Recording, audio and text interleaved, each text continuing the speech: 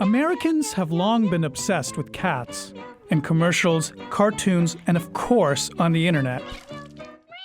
But for every cat in our homes, there's a stray one on the loose. Roaming parking lots, alleyways, fields and backyards, they're everywhere. And increasingly, it's a problem. Take Antioch, California, about 40 miles east of San Francisco. The town is home to about 17,000 strays, one cat for every 6 citizens. At the local animal shelter, Monica Helgamo is overwhelmed. This one here obviously is saying, pet me, pet me. This cat here, see the ears go back? That's a feral cat. Feral cats like this one are basically wild animals, and so they're not candidates for adoption. We'll do what we can and see if we can find a place for her to go and live her life. If not, we're going to end up having to put her to sleep, euthanize her. Antioch is typical. There are an estimated 80 million stray and feral cats in the U.S. Traditionally, the only way to deal with this overpopulation was to euthanize them. More than 1 million cats are killed in animal shelters every year. And that's made some cat lovers so mad, they've gotten organized. Are you guys ready to save some more cats? Woohoo! This is a national gathering of feral cat advocates near Washington, D.C. It's hosted by Alley Cat Allies. They run a network of 250,000 activists that fight for feral cats. We changed the community. We brought neighbors together. We changed cat care forever. Becky Robinson is the founder and president of Alley Cat Allies. She helped pioneer a population control method called Trap, Neuter, Return, or TNR. Instead of killing them, it's about sterilizing cats and letting them live the rest of their lives outdoors. Trap, neuter, return for feral cats works, and what we mean when we say it works is that it stops the breeding of the cats so there's no more litters of kittens. In Antioch, Susan Smith shows me how Trap, Neuter, Return is done. She's supported by Alley Cat Allies, and she's trying to get the city to embrace TNR. I'm gonna bait the trap with a little wet food and then some tuna, some albacore.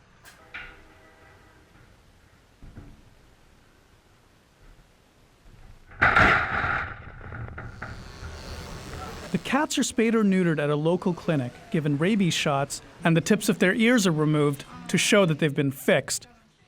Then, Smith returns them back to the streets where they were trapped. She continues to feed them in what are known as cat colonies. The feeding is key. Without it, she couldn't attract other cats in the area to trap them and get them fixed.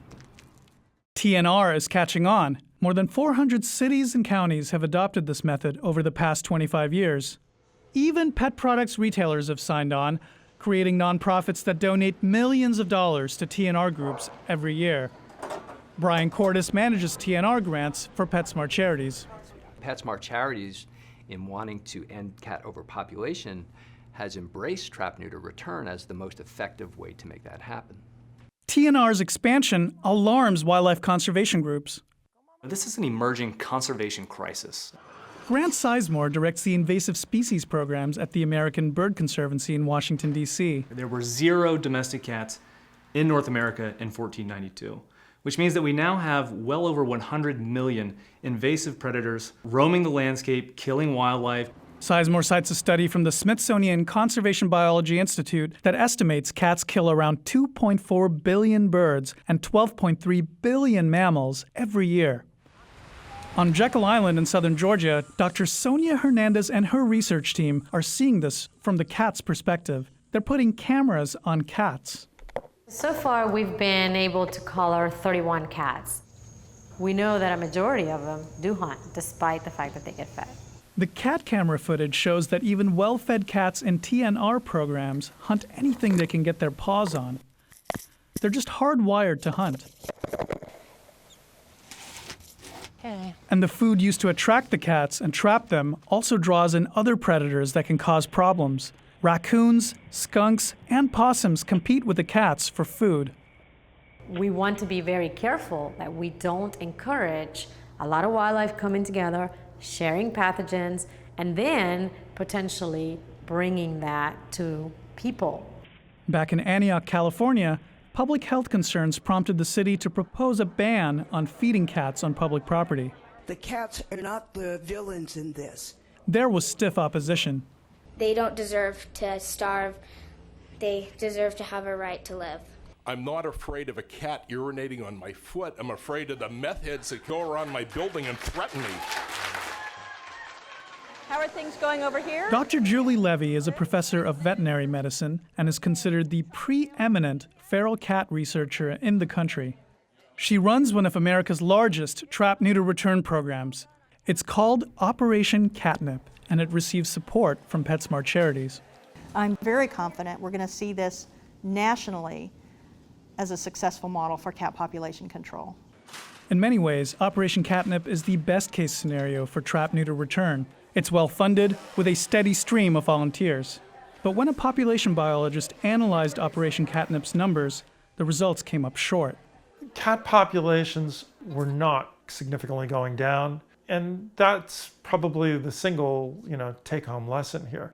Dr. Patrick Foley teaches at California State University in Sacramento. He says there's no proof TNR reduces large populations of cats. They just reproduce too quickly.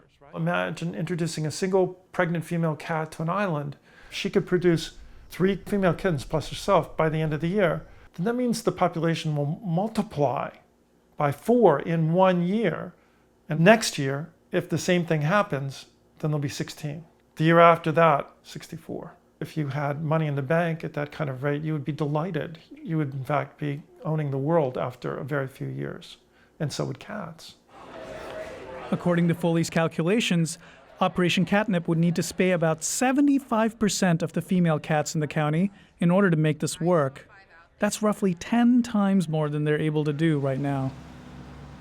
I asked Bryan kortis why PetSmart Charities is involved with a nationwide campaign when the research doesn't show that it works on large cat populations. I'm totally comfortable with trap-neuter return moving forward on a much larger scale than it has in the past, even though we don't have 100% scientific proof that's been peer-reviewed and published that it works on that large of a scale. While kortis remains committed to the trap, neuter, and return of feral cats, his employer is reconsidering. Since we recorded this interview with kortis, PetSmart Charities announced late last year that it was laying off its entire staff.